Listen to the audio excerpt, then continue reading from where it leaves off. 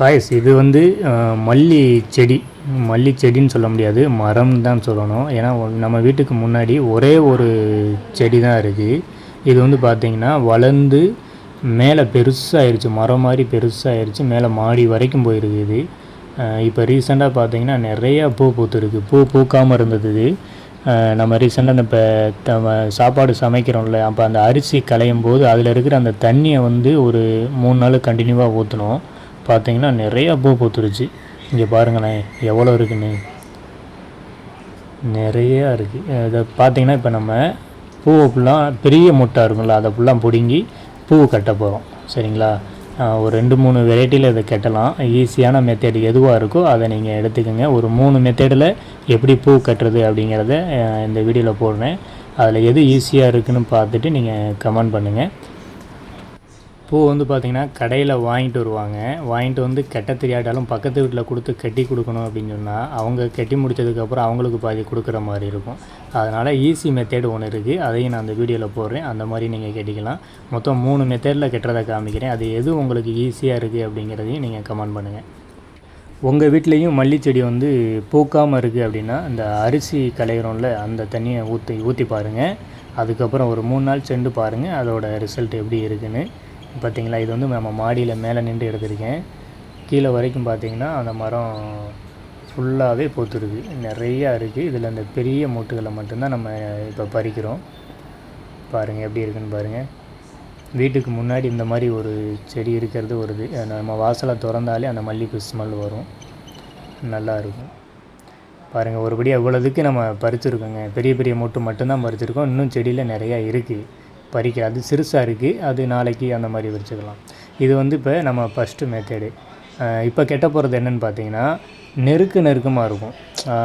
அதாவது நம்ம கடையில் போய் வாங்குகிறோம் அப்படின்னு பார்த்தீங்கன்னா இந்த அளவுக்கு நெருக்கமாக வைக்க மாட்டாங்க. கொஞ்சம் கேப்பிட்டு வைப்பாங்க.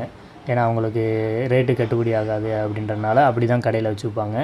நம்ம இது வந்து இந்த மெத்தட் வந்து பார்த்திங்கன்னா எல்லா சைடுமே அந்த முட்டு வந்து நீட்டிகிட்டு இருக்கிற மாதிரி இருக்கும். இது கட்டினதுக்கப்புறம் பாருங்கள் எப்படி வச்சுக்கிறணும்னு பார்த்துக்குங்க. எல்லா திசையிலையுமே அந்த பூவோட மொட்டு இருக்கிற மாதிரி வச்சு அதை அப்படியே முடிச்சு போடணும், சுற்றி.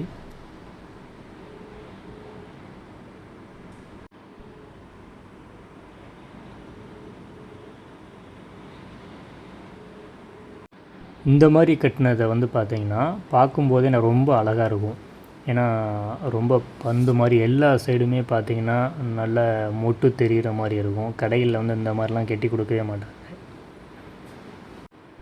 இந்த மாதிரி கட்டி அது தலையில் வைக்கும்போது ரொம்ப அழகாக இருக்கும். ஏன்னா பூ வந்து நெருக்கமாக இருக்கா பார்க்குறது, ஏன்னா ரொம்ப ரேராக இருக்கும் இந்த மாதிரி பூ கட்டி அதை விற்கிறது. அது இல்லை இந்த மாதிரி கெட்ட தெரிகிறவங்களுக்கும் கொஞ்சம் கம்மியாக தான் இருப்பாங்க, கெட்ட தெரியாது. இது பார்த்துங்க எவ்வளோ அடர்த்தியாக இருக்குதுன்னு பார்த்தீங்களா? பார்க்குறதுக்கே ரொம்ப நல்லாயிருக்கும்.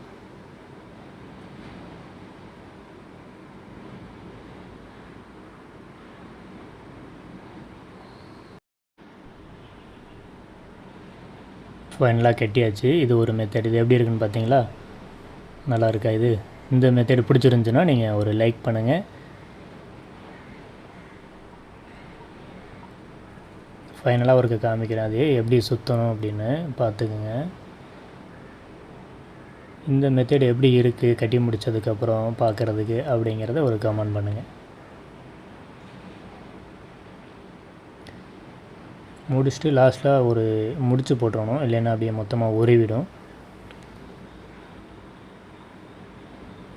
இந்த மாதிரி முடிச்சு போட்டிங்கன்னா அது நம்ம இழுக்கும்போது உருவாது, இல்லைன்னா அப்படியே மொத்தமாக உருவிட்டு ஓடியாந்துடும். இது ஒரு மெத்தேடு. அடுத்தது உள்ளது இன்னொன்று காமிக்கிறேன் உங்களுக்கு. இந்த மாதிரி நீங்களும் உங்களுக்கும் கெட்ட தெரியும் அப்படின்னா கமெண்ட் பண்ணிடுங்க. எப்படி இருக்குன்னு பாருங்கள் கட்டி. இது வந்து லென்த்தாக கட்டணும் அப்படின்னா இன்னும் நல்லா அழகாக இருக்கும். இதை நம்ம 3 மெத்தடில் கட்டி காமிக்கணும் அப்படின்றனால ஒவ்வொரு மெத்தடுக்கும் கொஞ்சம் கொஞ்சமாக கட்டி அதை ஒரு வீடியோ போட்டிருக்கேன். இது நெக்ஸ்ட்டு இதில் உள்ளது. இது கொஞ்சம் ஈஸியாக இருக்கும்.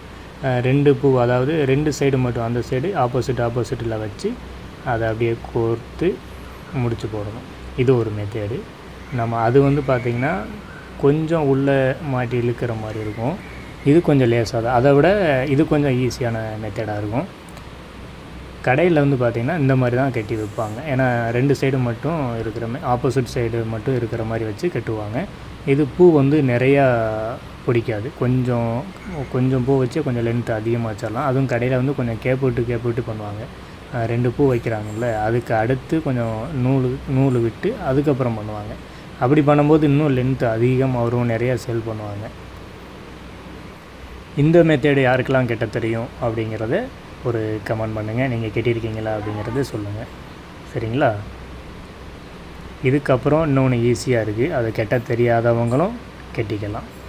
ஏன்னா பூ வாங்கிட்டு வந்து கட்டணும் அப்படின்னா நிறையா வரும் அப்படின்னு சொல்லி வாங்கிட்டு வந்துடுவாங்க. அதுக்கப்புறம் கட்ட முடியாது, பக்கத்து வீட்டில் கொடுக்கணும். அவங்க கட்டி முடிச்சுட்டு அவங்களுக்கு பாதி கொடுக்குற மாதிரி இருக்கும். அப்படி தானே போய்கிட்டு இருக்கும். இல்லை அப்படின்னா இந்த மாதிரி கட்டின மணிக்கு செடியில் முளைச்சா நல்லா இருக்கும்ல, அதை அப்படியே கட் பண்ணி நம்ம கொண்டையில் வச்சுக்கிற மாதிரி இருக்கும். ஈஸியாக இருக்கும் லேடிஸுகளுக்கு. மரத்துட்ட வந்து நம்ம ஒரு வேண்டுதல் வைக்கணும். செடியே, மல்லிகைப்பூ செடியே, நீ வந்து எனக்கு மரத்துலேயே பூ கட்டின மணிக்கு எனக்கு வந்துடு அப்படின்னு. அப்போ தான் அந்த மாதிரி வரும். பூ வைக்கணும்னு ஆசையாக இருக்கும், ஆனால் கெட்டுறது கொஞ்சம் பிரச்சனையாக இருக்கும். இது ஒரு மெத்தேட். இது பார்த்துங்க எப்படி இருக்குன்னு. இது கொஞ்சம் ஈஸியாக தான். இது ஃபுல்லாக கட்டிட்டு நான் காமிக்கிறேன் உங்களுக்கு. இந்த மெத்தேடு வந்து ரொம்ப ஈஸி தான். ஃபஸ்ட்டு கட்டின மாதிரி அந்த மெத்தேடை விட செகண்ட் இந்த மெத்தேடு வந்து கொஞ்சம் ஈஸியாக தான் இருக்கும். எல்லா இடத்துலையுமே இந்த மாதிரி கட்டுவாங்க. செகண்ட் மெத்தேடு முடிச்சாச்சு. நம்ம கட்டி முடிச்சுட்டு இது ஃபினிஷிங் எப்படி இருக்குன்னு பாருங்கள். அந்த இதை விட இது கொஞ்சம் நெருக்கம் கம்மியாக தான் இருக்கும். சரிங்களா? அடுத்து ஈஸியானதை ஒன்று உங்களுக்கு சொல்ல போகிறோம். இது 3வது மெத்தேடு. சரிங்களா? ஈஸியான மெத்தேடு. வேறு வழி இல்லை. ஒன்று கெட்ட தெரிஞ்சிருக்கணும்.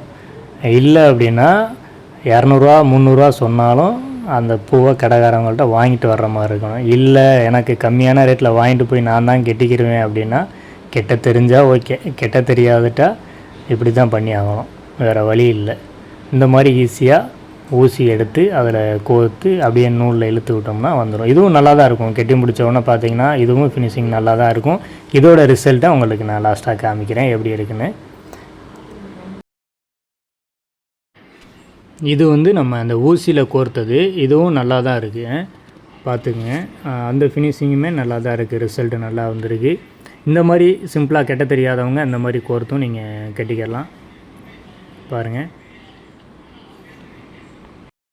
இதில் இந்த வீடியோவில் வந்து 3 மெத்தேடை நம்ம பார்த்துருக்கோம். இதில் எது உங்களுக்கு தெரியும், எது உங்களுக்கு ஈஸியாக இருக்குது, எது நல்லா இருக்குது அப்படிங்கிறத மறக்காமல் கமெண்ட் பண்ணுங்கள். நம்ம வீடியோவை ஃபஸ்ட் டைம் பார்க்குறீங்க அப்படின்னா சப்ஸ்கிரைப் பண்ணிக்கோங்க. 3 மெத்தடில் எது பிடிச்சிருக்கோ அது 1 2 3ன்னு கமெண்ட் பண்ணிடுங்க.